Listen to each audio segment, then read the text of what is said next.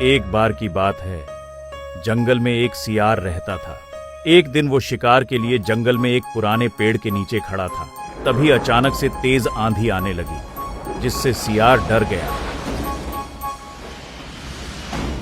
ओह, इस आंधी को भी अभी ही आना था। अब क्या करूं? कहां छुपूं? आसपास कुछ दिखाई भी नहीं दे रहा। इससे पहले सियार कुछ समझ पाता, वहां जोर की आंधी आई और पूरा पेड़ हवा के तेज झोंके से सियार के ऊपर ही गिर पड़ा, जिससे सियार बुरी तरह घायल हो गया। हाय, इस पेड़ को भी मेरे ही ऊपर गिरना था। अब मैं क्या करूं? घायल सियार किसी तरह वहां से चलते हुए अपनी गुफा में पहुंचा और आराम करने लगा। आखिर उसे चोट जो लगी थी, पर कुछ समय बाद उसे जोरों से भूख लगने लगी। बहुत तेज भूख लगी है। मुझे शिकार करने के लिए गुफा से निकलना ही होगा, वरना यहाँ पड़े पड़े भूख से ही मर जाऊंगा। सियार भूख बर्दाश्त नहीं कर पाया और किसी तरह घायल अवस्था में ही शिकार की तलाश में अपने गुफा से बाहर आया, जहाँ कुछ दूर जंगल में चलते ही उसे एक खरगोश दिखा। वाह, अगर ये खरगोश मेरे हाथ लग जाए तो मेरी भूख मिट जाएगी। सियार खरगोश को पकड़ने के लिए उसके पीछे भागा, पर वह इतना घायल था कि खरगोश को पकड़ना उसके बस की बात नहीं थी। इसलिए खरगोश उसके हाथ से निकल गया। कैसी हालत हो गई है मेरी, एक खरगोश भी नहीं पकड़ सकता। शिकार की तलाश में चलते चलते वो पास के गांव तक पहुंच गया। लगता है आज खाने को कुछ नहीं मिलेगा।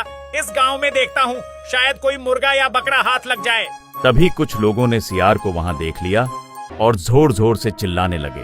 सियार, गांव में सियार आ गया, पकड़ो उसे, मारो। गांव वाले सियार को मारने के लिए हाथ में डंडे और कुल्हाड़ी लेकर उसके पीछे पड़ गए।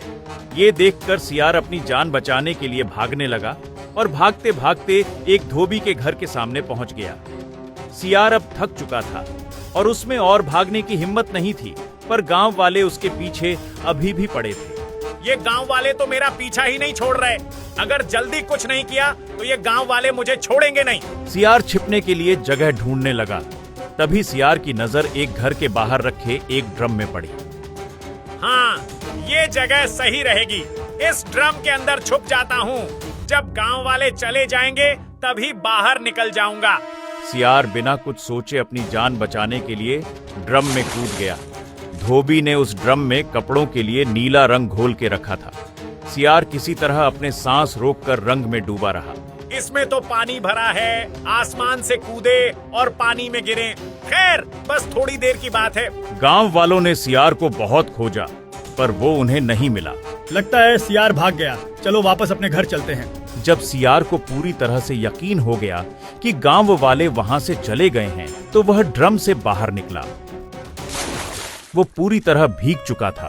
ओह, पानी में पूरी तरह से भीग गया हूँ। जल्दी से जंगल जाना चाहिए, इससे पहले कि कोई और मुसीबत आ जाए। सियार जैसे ही जंगल की ओर गया, उसने देखा कि सारे जानवर उसे देखकर डर रहे हैं और उसे देखकर भाग भी रहे हैं। भागो, जंगल में कोई अलग जानवर आ गया है। ये तो बहुत ही खतरनाक लगता है, भागो।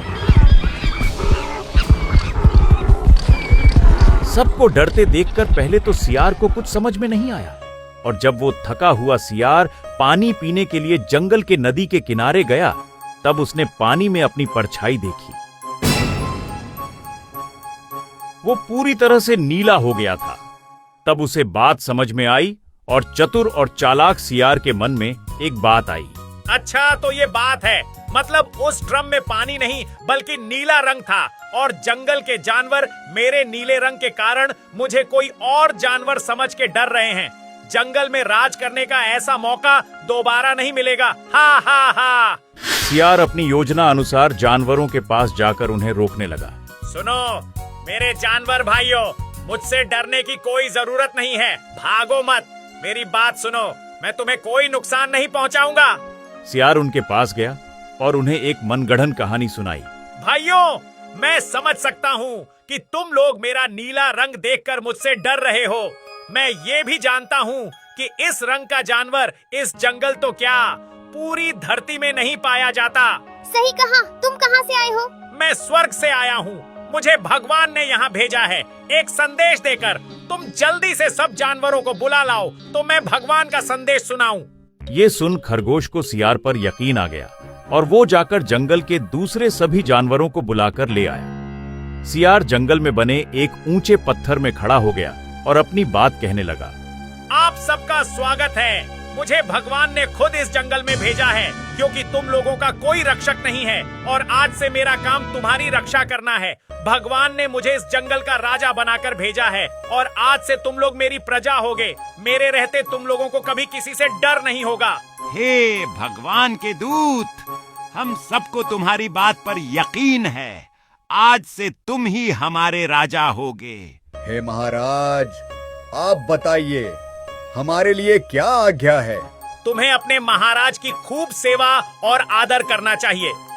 इस बात का हमेशा ध्यान रखना होगा कि मुझे किसी भी तरह की कोई तकलीफ नहीं हो, क्योंकि मैं कोई साधारण जानवर नहीं हूँ। इसलिए मेरे खाने पीने में कोई कमी नहीं होनी चाहिए। महाराज, ऐसा ही होगा। आपकी सेवा करके हमारा जीवन धन्य हो जाएगा। उस दिन से जंगल के सभी जानवर सियार की सेवा में लग गए और सियार अपना जीवन ठाठ बाट से गुजारने लगा। सियार मजे में था, पर एक बात का डर उसे रहता था कि कहीं जंगल का कोई दूसरा सियार उसे पहचान न ले और उसकी पोल न खोल दे। इसलिए उसने शेर को आदेश दिया, जंगल के सभी सियारों को भगा दिया जाए क्योंकि उनके कारण जंगल का माहौल खराब हो रहा है। जो आज्ञा महाराज।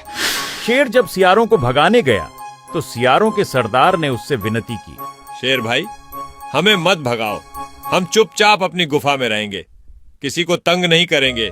आखिर ये जंगल हमारा भी घर है, हमारे छोटे छोटे बच्चे हैं। सियार की बात सुन शेर को दया आ गई और उसने उन्हें इस शर्त पर छोड़ दिया कि वो चुपचाप जंगल में रहेंगे। और इस तरह जंगल में नीले सियार का राज हो गया और वो मन ही मन बहुत खुश था, क्योंकि अब उसे किसी भी चीज के लिए भागना नहीं पड़ता था।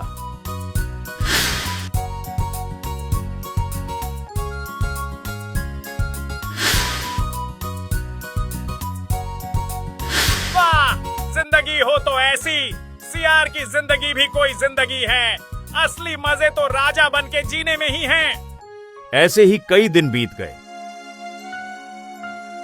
फिर एक रात नीला सियार खा पीकर अपने गुफा में आराम कर रहा था कि तभी उसकी नजर गुफा के बाहर उजाले में पड़ी और वो बाहर आया तो देखना कि चांदनी रात खिली थी। तभी जंगल में सियारों की टोली हू की बोली बोल रही थी। उस आवाज को सुनते ही नीला सियार अपना आपा खो बैठा और अपने आप को रोक नहीं पाया और जोर जोर से वह भी मुंह छात की ओर उठाकर और सियारों के आवाज में मिलाकर हू करने लगा। ऐसा करते शेर ने देख लिया और सब समझ गया, ये तो सियार है, कोई भगवान का दूत नहीं। ये हमें धोखा देकर जंगल का राजा बन गया। मारो इसे, ये जिंदा नहीं बचना चाहिए। ये सुन नीला सियार डर गया और अपने जान बचाकर वहां से भागा। ओह, मेरी सच्चाई तो सबको पता चल गई। अगर जान बचानी है तो यहाँ से भागने में ही भलाई है। सारे जानवर गुस्से से सियार के पीछे पड़ गए और सियार को जंगल छोड़कर हमेशा के लिए भागना पड़ा, क्योंकि उसकी पोल खुल चुकी थी। बहुत समय पहले की बात है। एक जंगल के किनारे दो राजाओं का भयंकर युद्ध हुआ, जिसमें एक कड़ी टक्कर के बाद एक राजा जीता और दूसरा हारा। युद्ध के बाद दोनों राज्य की सेनाएं अपने अपने नगर लौट गईं, पर एक बेचारा ढोल अकेला छूट गया। एक दिन आंधी आई और वो ढोल लड़कते लड़कते पेड़ से टकराया तो ढोल से आती आवाज उस सियार के कानों में पड़ी। अरे, ये भयानक आवाज कैसी है? आवाज सुनकर सियार अंदर से तो डरा हुआ था, फिर भी उसके मन में ये जानने की इच्छा जरूर हुई कि आखिर वो आवाज आई कहां से। उसके दिमाग में तरह तरह के सवाल उठ रहे थे। ये कौन सा जानवर है भाई? ना भागे ना उड़े, बस धड़ाम धड़ाम करता है। पक्का किसी दूसरे ग्रह का भूत होगा। सियार डरते डरते ढोल को देखने के लिए आगे बढ़ा। तभी एक छोटी सी गिलहरी ढोल पर कूद गई और ढोल में आराम से बैठकर मूंगफली खाने लगी। ये देखकर सियार खुश हो गया। अरे, ये तो गिलहरी है। अरे भाई, ये भूत नहीं है, बेकार ही मैं डर रहा था। सियार हिम्मत जुटाता है और धीरे धीरे ढोल की तरफ बढ़ता है। पर तभी एक और जोर का हवा का झोंका आता है और धड़ाम आवाज होती है। सियार डर के मारे सीधा पीछे गिर पड़ता है। अब समझ आया, ये अंदर कोई मोटा ताजा जानवर छिपा है जो मुझे डरा रहा है। अगर किसी तरह इसको पकड़ लूं, तो एक नए तरह के स्वादिष्ट खाने का इंतजाम हो सकता है। सियार खुश होकर ये बात अपनी पत्नी सियारिन को बताने के लिए जाने लगा। पर कुछ देर चलते ही उसके सामने एक शेर आ गया। सियार शेर को देखकर डर गया। बहुत देर से कोई शिकार ढूंढ रहा था, आखिर मिल ही गया शिकार। अब भूखे पेट नहीं सोना पड़ेगा। शेर सियार को खाने ही वाला था। तभी सियार के दिमाग में अपनी जान बचाने की एक योजना आई और उसने शेर को रोकते हुए कहा, शेर महाराज रुकिए, आपको भोजन चाहिए ना? मैं आपको भोजन लाकर दूंगा। ऐसा स्वादिष्ट हट्टे कट्टे जानवर का भोजन आपने कभी नहीं खाया होगा। ऐसा कौन सा जानवर है जिसे मैंने नहीं खाया? आज ही मिला है मुझे। मैं अपनी पत्नी के साथ उसी का शिकार करने जा रहा हूँ। उसको पकड़कर मैं उसे सीधा आपके पास ले आऊंगा। ठीक है, पर अगर तुमने झूठ कहा तो तुम्हें और तुम्हारी पत्नी दोनों को खा जाऊंगा। मंजूर है महाराज, पर मेरी भी एक विनती है। बताओ, क्या विनती है? जो भी शिकार मैं करके लाऊंगा, उसका आधा आधा करना होगा। आखिर हम इतनी मेहनत करेंगे। वैसे भी वो जानवर इतना मोटा ताजा हट्टा कट्टा है कि हम दोनों के लिए काफी होगा। ठीक है, अब जल्दी जाओ। सियार अपनी जान बचाकर और शेर को शिकार देने का वादा करके जल्दी से अपनी पत्नी सियारिन के पास गया और उसे सारी बात बताई। सुनो सियारिन, मुझे जंगल में आज कुछ ऐसा दिखा है जिससे आज रात हमारा भोजन बहुत ही स्वादिष्ट होने वाला है। ओहो, क्या बात है? कोई शिकार फंसा है क्या? हाँ, एक ऐसा जानवर जो बाहर नहीं दिखता, सिर्फ धड़ाम धड़ाम की आवाज निकालता है। अरे तो तुम उसको लेकर क्यों नहीं आए? सुनते ही मेरे मुंह में पानी आ गया। हट, तू क्या समझती है मैं बेवकूफ हूँ? उसके दोनों तरफ सूखी चमड़ी जैसी दीवार है, जैसे कोई कवच हो। अगर एक तरफ से हाथ डालूंगा तो दूसरी तरफ से भाग जाएगा। समझदारी से काम लेना पड़ेगा, तभी वो हमारे हाथ आएगा, वरना हम देखते रह जाएंगे और वो भाग जाएगा। तुम बिल्कुल सही कह रहे हो। हमें कोई पक्की योजना बनानी होगी। मेरे पास एक योजना है। हम रात को जाएंगे और जब वो जानवर सो रहा होगा तो उसके अंदर हाथ डालकर उसे पकड़ लेंगे। हाँ, ये योजना अच्छी है। फिर तो पेट भर के खाएंगे। हाँ, पर हमें शिकार का आधा हिस्सा शेर सिंह को देना होगा। मैंने उससे वादा किया है, वरना वो हम दोनों को खा जाएगा। इसी शर्त पर उसने मेरी जान बख्शी है। ठीक है, अब जल्दी चलो। अपनी योजना के अनुसार सियार और सियारिन रात होते ही ढोल के पास चले गए और थोड़ी दूर से ढोल को देखने लगे। तभी हल्की हवा चलने लगी और ढोल नीचे लुढ़ककर एक पत्थर से टकराया, जिससे आवाज आई, धड़ाम धड़ाम। सियार और सियारिन यह सुनकर डर भी गए और खुश भी हुए। देखा, मैंने कहा था, मोटा ताजा जानवर है। हाँ हाँ, अब तो इंतजार भी नहीं हो रहा। तो योजना के अनुसार हम तेजी से इसके ऊपर के कवच को चीरेंगे और एकदम जोर से हाथ अंदर डालकर इसे दबोच लेंगे। एक भी सेकंड की देरी और शिकार गया। हाँ हाँ, मुझे भी बहुत भूख लगी है और ऐसा शिकार हाथ से जाने कैसे दे सकते हैं। मैं बिल्कुल तैयार हूँ। दोनों ढोल के पास बैठ जाते हैं और तेज दांत मारना शुरू करते हैं। चमड़ी चीरने की आवाज आने लगती है। सियार और सियारिन एक दूसरे की तरफ देखते हैं। तैयार? हाँ हाँ, बिल्कुल तैयार। 1 2 3। दोनों जोर से हाथ ढोल के अंदर डालते हैं और अंदर की चीज को पकड़ने की कोशिश करते हैं, पर उन्हें अंदर कुछ नहीं मिलता और वे गलती से एक दूसरे के ही हाथ पकड़ लेते हैं। तभी फिर से तेज हवा आती है और ढोल नीचे लुढ़कने लगता है और ढोल के साथ साथ सियार और सियारिन भी नीचे लुढ़कने लगते हैं। बचाओ! इस जानवर ने तो हमें ही उल्टा पकड़ लिया। अब हम क्या करें? लगता है हम शिकारी नहीं, खुद शिकार बन गए। दोनों ढोल के साथ लुढ़कते हुए एक टीले से नीचे गिरते हैं और जैसे ही एक पत्थर से टकराते हैं, ढोल टूटकर बिखर जाता है। सियार देखता है कि ढोल तो अंदर से पूरी तरह खाली है। यह देखकर सियारिन गुस्से में सियार पर चिल्लाती है, ये था तुम्हारा मोटा ताजा शिकार और ये थी तुम्हारी योजना।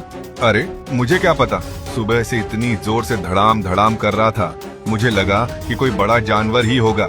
सियार और सियारिन को समझ में आ गया कि बिना सोचे समझे किसी चीज पर अपनी धारणा नहीं बनानी चाहिए, वरना कभी कभी बड़ा धोखा हो सकता है, जैसे ढोल के कारण सियार को हुआ। सियार और सियारिन दोनों निराश होकर वापस अपने घर जाने लगे। वाह भाई वाह, क्या जबरदस्त योजना थी तुम्हारी। अब आज खाने के लिए स्वादिष्ट भोजन नहीं, बस हवा ही मिलेगी। उफ, ये जो देखने की आदत है बिना समझे, वो एक दिन बर्बाद करेगी। पता नहीं मैं भी कैसे उल्लू बन गया। वो सब छोड़ो और ये सोचो कि अगर शेर सिंह को पता चल गया कि हम उसके लिए कोई शिकार नहीं लाने वाले तो क्या होगा। ये तो मैं भूल ही गया था। इससे पहले कि उसे पता चले, हमें ये जंगल छोड़कर हमेशा के लिए भाग जाना चाहिए। बिना जाने समझे वादा करने के परिणाम अब दोनों बुरी तरह फंस चुके थे। इसलिए सियार और सियारिन दोनों शेर के डर से हमेशा के लिए जंगल छोड़कर चले गए, क्योंकि उनके पास इसके अलावा कोई और चारा नहीं था।